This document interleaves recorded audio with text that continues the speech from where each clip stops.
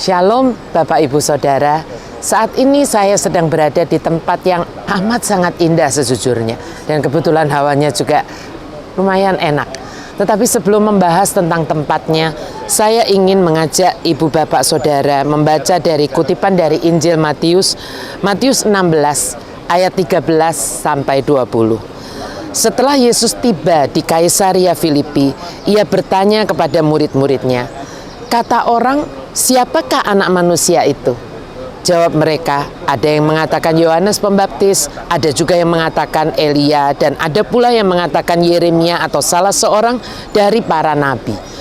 Lalu Yesus bertanya kepada mereka, "Tetapi apa katamu? Siapakah aku ini?" Maka jawab Simon Petrus, Engkau adalah Mesaya, anak Allah yang hidup." Kata Yesus kepadanya, "Berbahagialah engkau Simon bin Yunus, sebab bukan manusia yang menyatakan itu kepadamu, melainkan Bapa-Ku yang di sorga. Dan aku pun berkata kepadamu, engkau adalah Petrus, dan di atas batu karang ini aku akan mendirikan jemaatku, dan alam maut tidak akan menguasainya.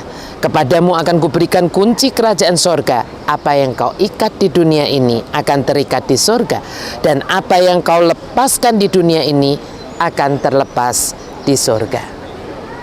Bapak Ibu Saudara, saat ini saya sedang berada di lokasi tempat peristiwa tersebut terjadi. Letaknya di lereng Gunung Hermon yang indah ini.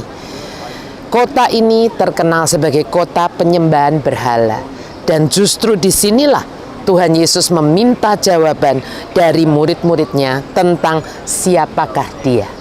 Inilah Kaisaria Filipi.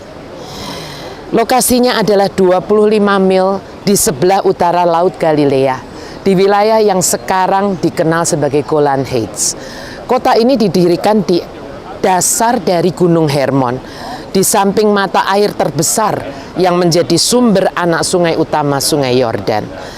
Sebagai pusat pemujaan berhala atau kafir, diperkirakan bahwa situs tersebut sebelumnya dikenal sebagai namanya adalah Baal Gad atau Baal Hermon. Di sini terdapat pemujaan terhadap Dewa Pan. Dewa Pan ini adalah dewa Yunani yang digambarkan sebagai setengah manusia dan setengah kambing yang sedang bermain flute. Yang dihormati di sini sebagai dewa dari alam, dari ladang, dari hutan, dari gunung, dari ternak, dan domba. Nah, karena alasan itulah, maka pada abad ketiga sebelum Masehi, kota ini disebut Panias, ya. Sekarang orang menyebutnya itu Banias. Mungkin ini karena pronunciation Arabik, ya. Dan disinilah Herodes membangun kuil Dewa Pan ini sebagai dedikasinya kepada Kaisar Agustus.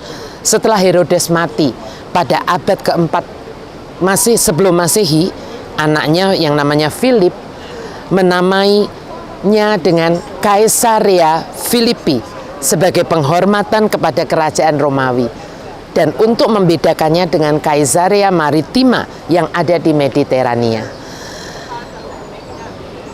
Saya juga berpikir mungkin disinilah awalnya kata panik, ya. Kalau orang ngalamin apa terus panik gitu ya. Nah, itu dari Dewa Pan ini.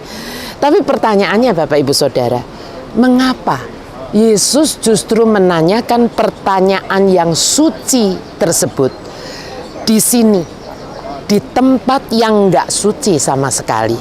Ya bukan? Mungkin saja Yesus sengaja ingin membuat kontras antara dirinya sendiri, Tuhan yang benar, Tuhan yang hidup, dengan orang-orang yang kafir yang menempatkan iman mereka pada Tuhan yang palsu. Mungkin saja dengan latar belakang daerah yang amat kental penyembahan berhalanya ini, Yesus ingin mengingatkan dan mempersiapkan para muridnya akan realita yang akan mereka hadapi di hari-hari yang akan datang untuk mereka pada waktu itu di dunia ini. Lagi pula di tempat ini, kalau Anda dan saya ingat, adalah tempat di mana Yesus membuat pengumuman bersejarah tentang apa yang sudah menantinya di Yerusalem begitu Paskah tiba, Passover tiba. Apa itu Bapak Ibu Saudara? kematian, dan kebangkitannya 3 hari kemudian. Ya bukan Bapak Ibu Saudara? Dan saat Petrus akhirnya menjawab, "Engkaulah Mesias, Mesaya, Anak Allah yang hidup." Yesus segera berkata bahwa itu pasti bukan dari hikmat manusia, melainkan dari Allah Bapa di sorga. Dan segera Yesus juga berkata, pada hari itulah dia mendirikan gerejanya di atas batu karang yang teguh. Lalu Bapak Ibu Saudara, ini yang sangat penting yang membawa saya sampai ke tempat ini. Yesus melanjutkan dengan satu statement penting. Apa itu? The gates of Hades will not overcome. Pintu alam maut tidak akan menguasainya, tidak akan menguasai gerejanya. Dan ini dideklarasikan oleh Tuhan Yesus sendiri, tepat di tempat Pan, dewa berhala yang pada waktu itu amat sangat diagungkan.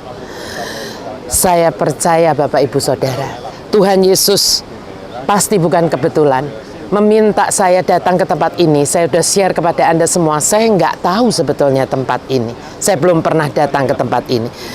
Saya percaya Yesus saat itu ingin meyakinkan kepada muridnya, nggak usah takut. Saat kalian sungguh percaya kepadaku, Mesias, penyelamat, Anak Allah yang hidup, bahkan the gates of Hades tidak bisa mengalahkan engkau.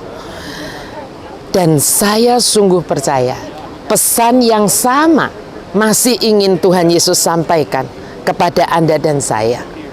Mungkin sekarang yang dinamakan penyembahan berhala tidak selalu nampak di dalam bentuk patung-patung pemujaan seperti Dewa Pan yang main flute itu tadi, ya.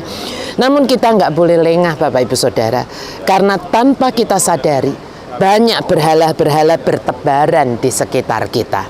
Apa itu? Hiburan yang membuat kita sangat kecanduan, nggak bisa lepas.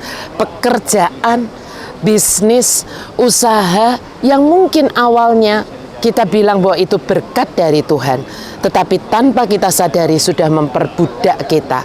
Sampai-sampai kita begitu takut kehilangan pekerjaan, bisnis tersebut. Kenapa? Karena seolah itulah yang menjamin hidup kita. Atau hubungan yang tidak sehat, di mana yang seorang seolah sangat powerful, sedangkan yang lainnya harus hanya menuruti segala kemauannya. Karena dialah yang menjamin hidup kita. Dan banyak lagi contohnya. Itulah the gates of Hades yang Tuhan taruh di hati saya. Itulah the gates of Hades yang saat ini real kita hadapi. Kenapa begitu? Karena apapun dan siapapun yang membuat kita begitu takutnya, sampai-sampai kita mau melakukan apa saja demi orang atau demi hal tersebut, itu adalah berhala kita. Dan saat kita terus-menerus melakukannya tanpa kita sadari, pastinya kita mendukakan Tuhan, Mesias, Allah yang hidup, karena kita sudah menduakan Dia. Amin Bapak Ibu Saudara. Dan saat itu, kalau itu kita terus lakukan, sejujurnya pintu alam maut sedang menanti kita. Dan pastinya si jahatlah yang akan bersorak-sorai.